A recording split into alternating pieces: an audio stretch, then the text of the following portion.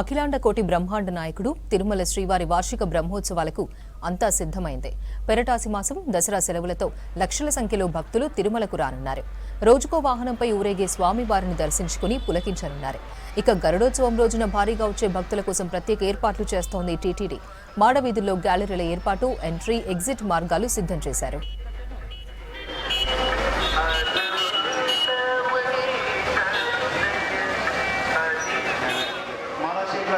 Very స్పెసిఫిక్గా బందోబస్తు ఇవ్వడం జరిగింది. ప్రతి ఆఫీసర్కి కూడా స్పెసిఫిక్గా మీకు డ్యూటీని అక్కడ కేటాయించడం జరిగింది.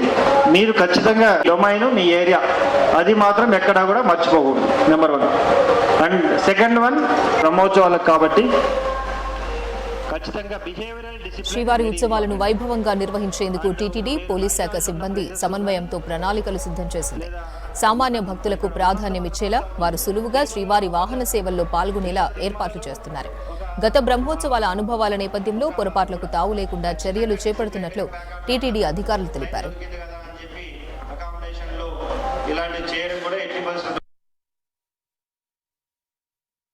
వివిధ రకాలైన పోలీస్ ఆఫీసర్స్కి ఇక్కడ రోల్ అసైన్ చేయడం జరిగింది. వాళ్ళని ఉద్దేశించి పోలీస్ డిపార్ట్మెంట్లో డీఐజీ గారు, ఎస్పీ గారు, అలానే జేఈఓ గారు, సిబిఎస్ఓ గారు, నేను కూడా ఇంటరాక్ట్ కావడం జరిగింది. వాళ్ళకి సంబంధించిన రోలు, రెస్పాన్సిబిలిటీ గురించి పూర్తిగా వివరించడం జరిగింది. ఈ క్రమంలో అనేకమైన సెక్యూరిటీ రిలేటెడ్ ఇష్యూస్తో పాటు అనేకమైన మిగతా సేవలు కూడా భక్తులకి ఇచ్చే క్రమంలో ఎటువంటి ఇబ్బందులు లేకుండా ఏ రకంగా ఫెసిలిటేషన్ చేయాలి, ఫెసిలిటేటింగ్ రోల్ ఎలా ఉండాలి, అలానే కొన్ని చోట్ల రెగ్యులేటింగ్ రోల్ ఎలా ఉండాలి అనే దాన్ని పూర్తి స్థాయిలో చర్చించి వాళ్ళకి సూచనలు ఇవ్వడం జరిగింది. ఈ రకంగా పోలీస్ మాన్యువల్ ఒకటి తయారు చేసి డిస్ట్రిక్ట్ పోలీసులు దాదాపు 18 సెక్టార్లుగా డివైడ్ చేశారు. 18 సెక్టార్లో సీనియర్ లెవెల్ ఆఫీసర్ నుంచి కటింగ్ ఎడ్జ్ లెవెల్ కానిస్టేబుల్ దాకా కూడా వాళ్ళ యొక్క రోల్ని పూర్తి స్థాయిలో డిఫైన్ చేసి వాళ్ళకి సూచనలు ఇవ్వడం జరిగింది. ఇది చాలా ఉపయోగపడే ఇంటరాక్టివ్ సెషన్. చాలా పకడ్బందీగా బందోబస్తు ఏర్పాటు చేయడం జరిగింది.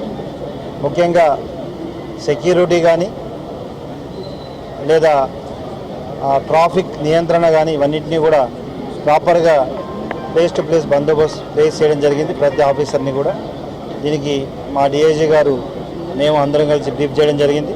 అండ్ భక్తులకు ఎటువంటి ఇబ్బంది కలగకుండా, సెక్యూరిటీ ఏమాత్రం ఇబ్బంది లేకుండా చాలా ప్రశాంతమైన వాతావరణంలో చాలా మంచి దిగ్విజయమైన శ్రీవారి బ్రహ్మోత్సవాలు జరపడానికి కావాల్సిన అన్ని ఏర్పాట్లు చేయడం జరిగింది. బందోబస్తుకు 5,145 మంది పోలీసులను వినియోగించనున్నారు టీటీడీ సెక్యూరిటీ. సోషల్ మీడియాలో వ్యాపించే వదంతుల నియంత్రణకు సైబర్ క్రైమ్ పోలీసులతో ప్రత్యేక చర్యలు చేపట్టనున్నారు.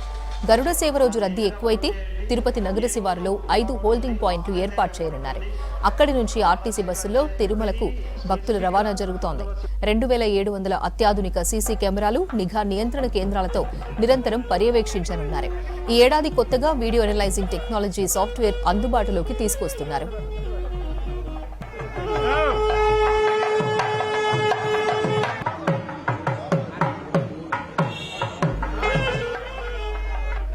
బ్రహ్మోత్సవాల కోసం తిరుమల క్షేత్రాన్ని ప్రత్యేకంగా అలంకరించారు. రాత్రి టైంలో శ్రీవారి ప్రధాన ఆలయం విద్యుత్ దీపాలతో వెలిగిపోతోంది. ఆధ్యాత్మికత ఉట్టిపడేలా అలంకరణలు చేశారు టీటీడీ అధికారులు, సిబ్బంది.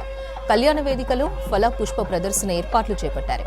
ఈసారి ప్రత్యేకంగా సీతా స్వయంవరం అటవీశాఖ ఆధ్వర్యంలో 7 కుండలపై శ్రీనివాసుడు పవలించిన నమూనా సిద్ధం చేశారు. శ్రీవారి ఆలయం దేవతా ప్రతిమలు మిరుమిట్లు గొలుపుతున్నాయి.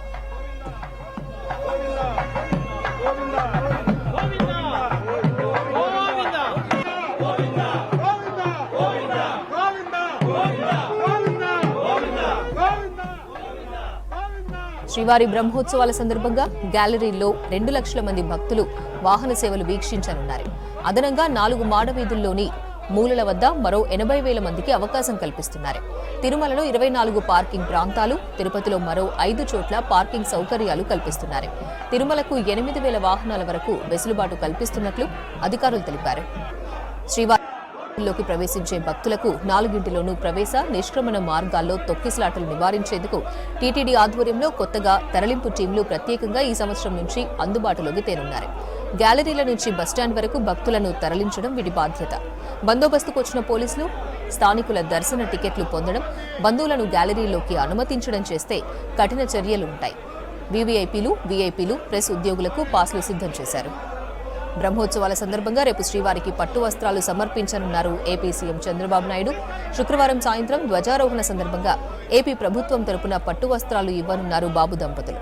తర్వాత శ్రీవారిని దర్శించుకుని మొక్కులు చెల్లించుకుంటారు. శుక్రవారం రాత్రి జరిగే పెదశేష వాహన సేవలో పాల్గొంటారు చంద్రబాబు. శ్రీవారి సాలకట్ల బ్రహ్మోత్సవాలు 2024లో భాగంగా ప్రప్రథమంగా ధ్వజారోహణానికి సంబంధించినటువంటి విష్ణు దర్భ మరియు చాపను స్వామివారికి శాస్త్రోక్తంగా వివిధ అర్చనలతో ఈ యొక్క విష్ణు దర్భను మనం చేలూరు అనే గ్రామం నుంచి సేకరించడం జరుగుతుంది ప్రతి సంవత్సరము.